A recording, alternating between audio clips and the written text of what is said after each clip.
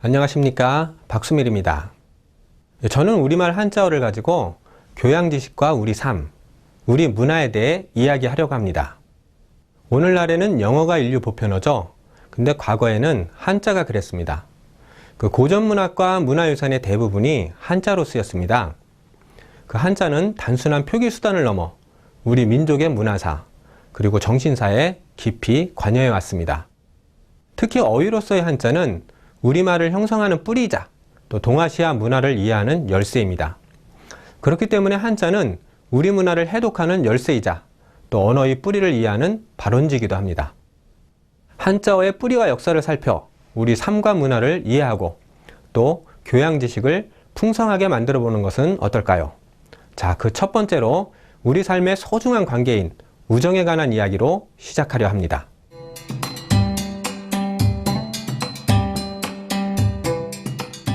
자, 지금은 바야흐로 새로운 것을 찾는 시대입니다. 사람들은 새 것을 좋아하죠. 새 차, 새 옷, 새 스마트폰. 하지만 이제 가끔 오래되어서 좋은 것도 있습니다. 자, 오래된 것 가운데 좋은 것은 무엇이 있을까요? 저는 일단 술이 먼저 떠오릅니다. 이 포도주는 오래수록 비싸거든요. 또 발효식품도 있습니다. 된장도 오래일수록 깊은 맛을 냅니다. 그리고 또 하나가 바로 친구입니다. 친구에서 친은 친할 친, 구는 옛구. 그래서 가까이 두고 오래 사귄 사람, 이런 뜻이 있습니다. 그래서 이 친구의 소중함 때문인지 친구를 뜻하는 말이 무척 많습니다. 첫 번째로는 중마고가 있습니다. 자, 여기서 중마는 대나무로 만든 말을 생각하게 되는데 이제 그게 아닙니다. 그 대나무를 다리 사이에 끼우고 말을 탄 것처럼 이랴 이렇게 노는 기구를 말하거든요. 그 오늘날의 스카이 콩콩에 해당된다고 보면 됩니다. 그러니까 이 중마고우는 어린 시절 소꿉장난하며 함께 자란 그런 친구입니다. 그러니까 사회에서 만난 막역지우와는 차이가 있는 말입니다. 그 다음에 이제 망년지교라는 게 있습니다.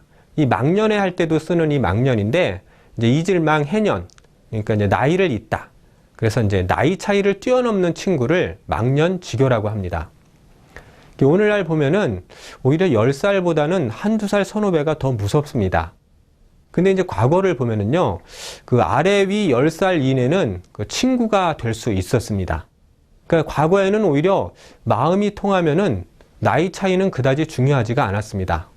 그러니까 우리가 예전에는 예법이 강하기 때문에 이제 서열 문화가 과거에 더 강했다고 생각하지만 그거는 어쩌면 고정관념입니다.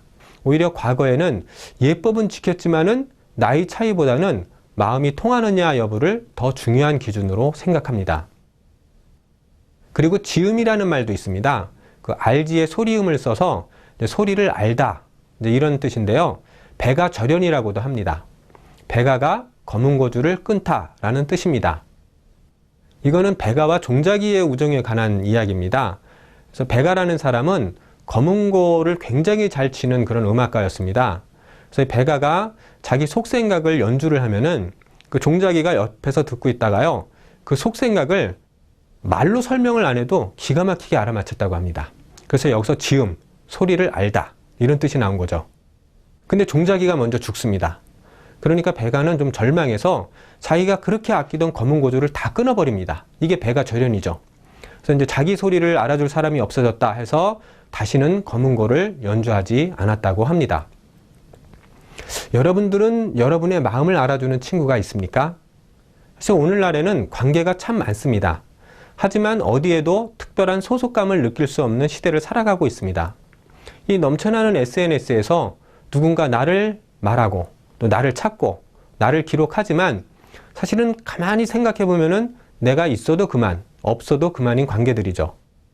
내 고민을 함께 이해하고 들어줄 한 사람의 지음이 그리운 시대입니다.